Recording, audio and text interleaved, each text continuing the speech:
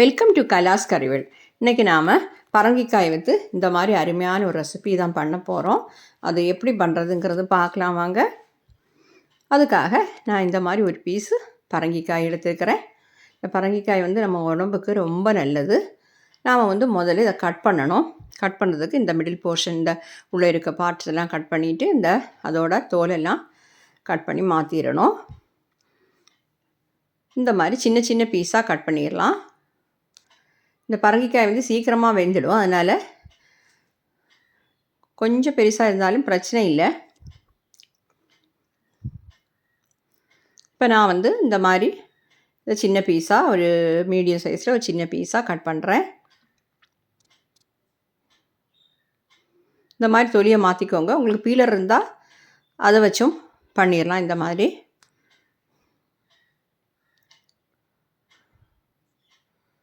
உங்களுக்கு ஏது வசதியோ அதை வச்சு பண்ணிடலாம். கத்தினா கத்தி வச்சும் பண்ணலாம்.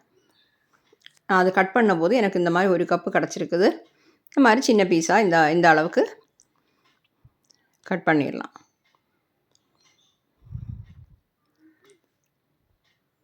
பாருங்கள், இந்த மாதிரி தான் நான் கட் பண்ணியிருக்கிறேன்.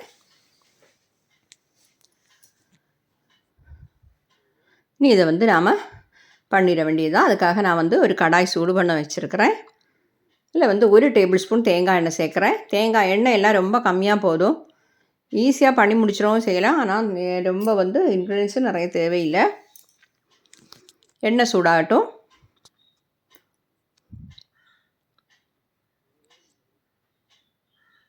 எண்ணெய் சூடானதும் நாம் இதில் 1 டீஸ்பூன் கடுகு சேர்த்துடலாம்.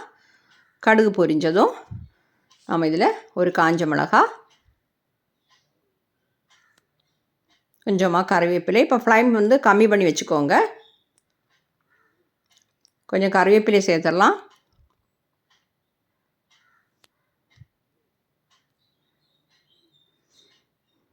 கறிவேப்பிலையும் சேர்த்துட்டோம். கிளறிக்கோங்க. இனி நம்ம கட் பண்ணி வச்சுக்கக்கூடிய பரங்கிக்காய் இதில் சேர்த்துடலாம். நீட்டாக வாஷ் பண்ணி தான் வச்சுருக்கிறேன். இதில் தண்ணி எல்லாம் சேர்க்க தேவையில்லை. இதில் தண்ணி சத்து நிறைய இருக்குது. அதாவது நீர்ச்சத்து நிறைய உள்ளது இந்த வெஜிடபிள். ஃப்ளைம் கம்மி பண்ணி வச்சுக்கோங்க. கொஞ்சமாக உப்பு சேர்த்துட்டு கிளறி விட்டுடலாம்.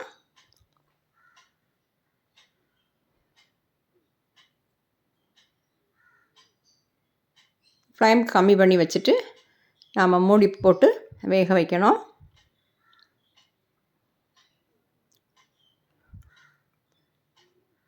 சீக்கிரமாக வெந்துடும். எப்போவுமே தண்ணி சேர்க்காமல் நம்ம குக் பண்ணுறதுக்கு எல்லாமே ஃப்ளைம் கம்மியாக வைக்கணும். ஒரு 1/4 கப் துருவின தேங்காய் எடுத்துருக்கிறேன். தேங்காய் கொஞ்சம் ஜாஸ்தியானாலும் பிரச்சனை இல்லை, கொஞ்சம் கம்மியானாலும் பிரச்சனை இல்லை. ஓகே, இதில் ஒரு பச்சை மிளகாய் சேர்க்குறேன். மிளகாவோட காரத்தை பார்த்து சேர்த்துக்கோங்க. 3 சின்ன வெங்காயம், ஒரு 3 பல் பூண்டு, அப்புறமா இதில் கொஞ்சமாக சீரகம் சேர்க்கணும். ஒரு 1/2 டீஸ்பூன் சீரகம் சேர்த்துக்கோங்க. கொஞ்சம் மஞ்சத்தூள் சேர்த்துடலாம். 1/2 டீஸ்பூன் மஞ்சத்தூள் சேர்த்துடலாம்.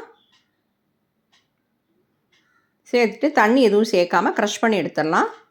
பாருங்கள், இந்த மாதிரி கொரகொரப்பாக அரைச்சி எடுத்துக்கலாம். இப்போ நம்ம பரங்கிக்காய் வெந்திருக்கான்னு பார்க்கலாம்.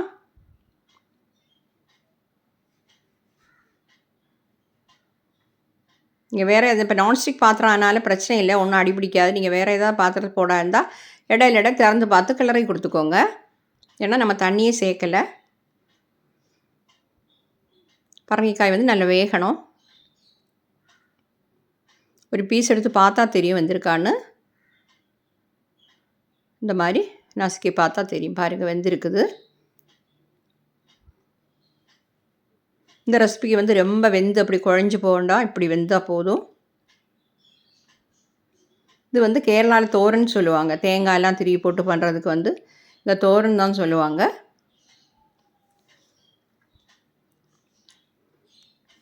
இப்போ நாம் அரைச்சி வச்சுருக்கக்கூடிய தேங்காவை சேர்த்துடலாம். சேர்த்துட்டு எல்லாத்தையுமே நல்லா மிக்ஸ் பண்ணிக்கோங்க.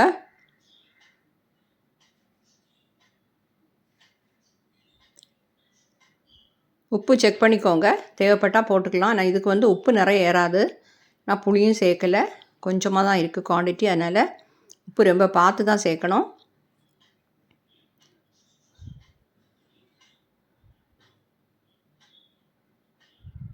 உங்கள் டேஸ்ட்டுக்கு தகுந்த மாதிரி நீங்கள் உப்பு சேர்த்துக்கோங்க. காரம் வந்து இது கரெக்டாக தான் இருக்குது. பச்சை மிளகா நான் வந்து ஒரு பிஞ்சு சால்ட்டு கூட சேர்க்குறேன். பச்சை மிளகாவுக்கு பதிலாக உங்களுக்கு மிளகாய் தூள் இருந்தால் ஒரு 1/4 டீஸ்பூன் சேர்த்துக்கலாம், அதுவும் சேர்த்துக்கலாம். பச்சை மிளகாய் இல்லைன்னா நீங்கள் அப்படியும் சேர்த்துக்கலாம், ஒன்றும் பிரச்சனை இல்லை. நல்லா கிளறி விட்டுட்டு இந்த தேங்காவோட பச்சை வாசம் போகணும், அது வரை கிளறி விட்டுக்கோங்க. கொஞ்சம் மீடியம் ஃப்ளேம்லேயே வச்சுக்கோங்க. இப்போது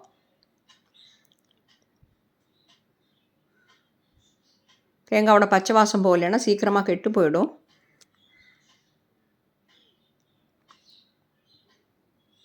ரொம்ப டேஸ்ட்டாக இருக்கும், பண்ணுறதுக்கு ரொம்ப ஈஸி, உடம்புக்கும் ரொம்ப நல்லது இந்த பரங்கிக்காய்.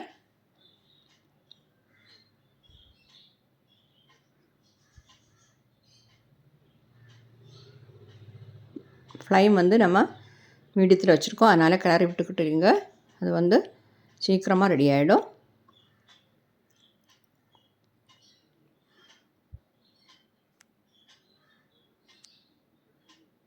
இப்போ வந்து தேங்காவோட பச்சை வாசம் எல்லாம் போயிடுச்சு.